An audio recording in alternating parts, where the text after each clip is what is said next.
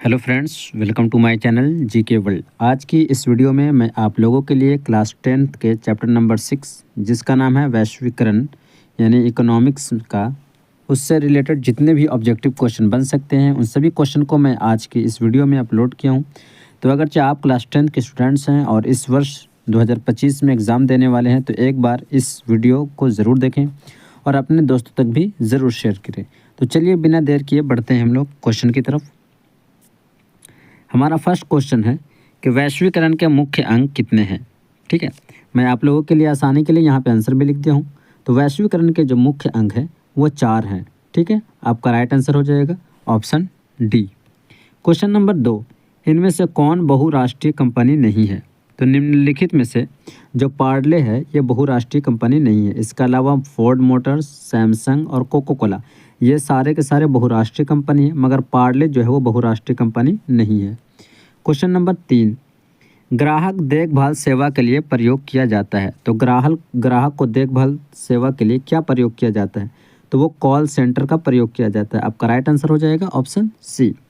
Question number 4, दूर संचार सुविधा नहीं है। तो निम्नलिखित में से कौन सा सुविधा है जो दूर संचार सुविधा नहीं है।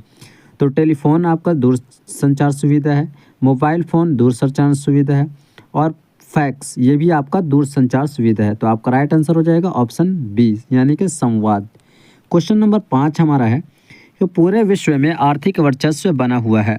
तो पूरे विश्व में आर्थिक वर्चस्व जो बना हुआ है वो किस देश का बना हुआ है। तो वो अमेरिका का बना हुआ है। आपका राइट आंसर हो जाएगा ऑप्शन बी।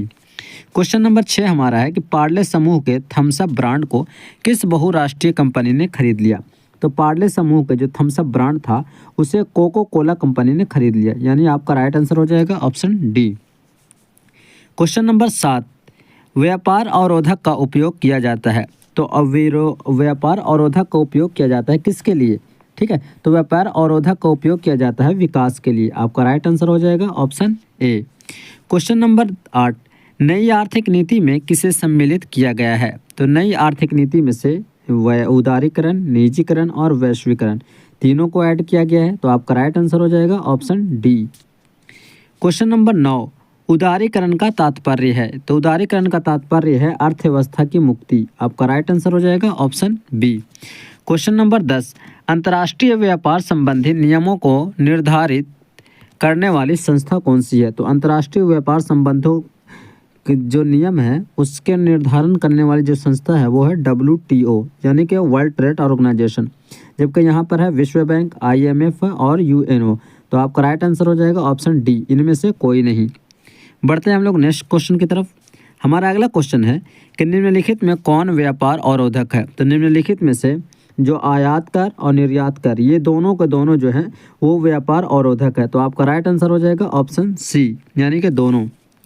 क्वेश्चन नंबर 12, जनसंख्या के वितरण के आधार पर वंचित परिवारों की प्रतिशत कितनी है। तो जनसंख्या के वितरण के आधार पर वंचित परिवारों की जो प्रतिशत है वो 51.3% है। आपका राइट आंसर हो जाएगा ऑप्शन ए। क्वेश्चन नंबर 13, वैश्वीकरण से बिहार के किस उद्योग को प्रोत्साहन मिला है। तो वैश्वीकरण के कारण बिहार के पर्यटन उद्योग को काफ़ी प्रोत्साहन मिला है। आपका राइट आंसर हो जाएगा ऑप्शन बी। क्वेश्चन नंबर 14, वैश्वीकरण के फलस्वरूप विभिन्न देशों के बीच वृद्धि हुई है। तो किस चीज़ की वृद्धि हुई है। तो आयात में वृद्धि हुई है और निर्यात में वृद्धि हुई है, यानी कि दोनों में वृद्धि हुई है। तो आपका राइट आंसर हो जाएगा ऑप्शन सी। क्वेश्चन नंबर 15, राज्य नियंत्रित उद्योगों को किस नाम से संबोधित किया जाता है। तो राज्य नियंत्रित उद्योगों को जो संबोधित किया जाता है वो सार्वजनिक उपक्रम के द्वारा भी, लॉक उपक्रम के द्वारा भी और राजकीय उपक्रम के द्वारा भी। तो आपका राइट आंसर हो जाएगा ऑप्शन डी यानी कि ऊपर में से सभी। क्वेश्चन नंबर 16, वैश्वीकरण से लाभान्वित होते हैं, यानी वैश्वीकरण से किसे लाभ होता है। तो उत्पादक को भी लाभ होता है और उपभोक्ता भी को भी लाभ होता है। तो आपका राइट आंसर हो जाएगा ऑप्शन सी यानी कि ए और बी दोनों। क्वेश्चन नंबर 17 हमारा है कि भारत में राज्य नियंत्रित उद्योग के उदाहरण है। तो भारत में जो राज्य नियंत्रित उद्योग के उदाहरण है वो डाक तार विभाग भी है, रेलवे भी है और सुरक्षा उद्योग भी है। तो आपका राइट आंसर हो जाएगा ऑप्शन डी यानी कि ये सभी। क्वेश्चन नंबर 18, निम्नलिखित में से कौन बहुराष्ट्रीय कंपनी है। तो नीचे लिखे हुए 4 जो है इनमें से तीनों जो है वो बहुराष्ट्रीय कंपनी है, यानी कि फोर्ड मोटर्स भी, कोको कोला भी और नोकिया भी। तो आपका राइट आंसर हो जाएगा option D. Question number 19, Bharat सरकार द्वारा आर्थिक सुधार संबंधी नवीन आर्थिक नीति कब अपनाई गई? तो भारत सरकार द्वारा आर्थिक सुधार संबंधी जो नया आर्थिक नीति है वो अपनाया गया 1991 ईस्वी में, जुलाई 1991 ईस्वी में। आपका राइट आंसर हो जाएगा ऑप्शन सी। क्वेश्चन नंबर 20 हमारा है, विश्व व्यापार संगठन की स्थापना हुई, यानी कि WTO जो है उसकी स्थापना कब हुई? तो उसका स्थापना हुई थी 1995 ईस्वी में। आपका राइट आंसर हो जाएगा ऑप्शन सी। क्वेश्चन नंबर 21, वैश्वीकरण के फलस्वरूप दो देशों के उत्पादकों के बीच प्रतिस्पर्धा है। तो वैश्वीकरण के फलस्वरूप जो दो देशों के उत्पादकों के बीच जो कंपटीशन है, प्रतिस्पर्धा है, वो बढ़ जाएगी। आपका राइट आंसर हो जाएगा ऑप्शन बी। क्वेश्चन नंबर 22, सरकार की नवीन आर्थिक नीति का अंग है। तो सरकार की जो नवीन आर्थिक नीति का अंग है वो उदारीकरण भी है, निजीकरण भी है और वैश्वीकरण भी है। तो आपका राइट आंसर हो जाएगा ऑप्शन डी। क्वेश्चन नंबर 23, वैश्वीकरण से भारत को क्या लाभ होने की संभावना है? तो वैश्वीकरण से जो भारत को लाभ होगी वो कुशलता में वृद्धि होगी, रोजगार के अवसरों में वृद्धि होगी और उत्पादकता में वृद्धि होगी, यानी कि ऊपर के सभी वृद्धि होगी। तो आपका राइट आंसर हो जाएगा ऑप्शन डी। क्वेश्चन नंबर 24 हमारा है कि वैश्वीकरण से किसके जीवन स्तर में सुधार हुआ है? तो वैश्वीकरण से संपन्न वर्ग के लोगों के जीवन में सुधार हुआ है। तो आपका राइट आंसर हो जाएगा ऑप्शन बी। क्वेश्चन नंबर 25, निम्नलिखित में कौन सी संस्था वैश्वीकरण के विस्तार में सहायक हुई है? तो निम्नलिखित में से अंतर्राष्ट्रीय मुद्रा कोष, विश्व बैंक और विश्व व्यापार, ये तीनों जो संस्था है वो वैश्वीकरण के विस्तार में सहायक हुई है। तो आपका राइट आंसर हो जाएगा ऑप्शन डी। क्वेश्चन नंबर 26, बहुराष्ट्रीय निगमों द्वारा दूसरे देशों में निवेश का सबसे सामान्य तरीका क्या है?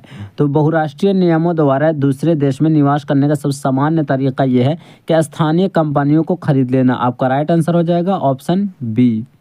क्वेश्चन नंबर 27 हमारा है कि वैश्वीकरण को प्रोत्साहित करने वाले कारकों में कौन सर्वाधिक महत्वपूर्ण है? तो वैश्वीकरण को प्रोत्साहित करने वाले कारकों में सबसे ज़्यादा महत्वपूर्ण जो है वो सूचना एवं संचार प्रौद्योगिकी का विकास है। आपका राइट आंसर हो जाएगा ऑप्शन सी।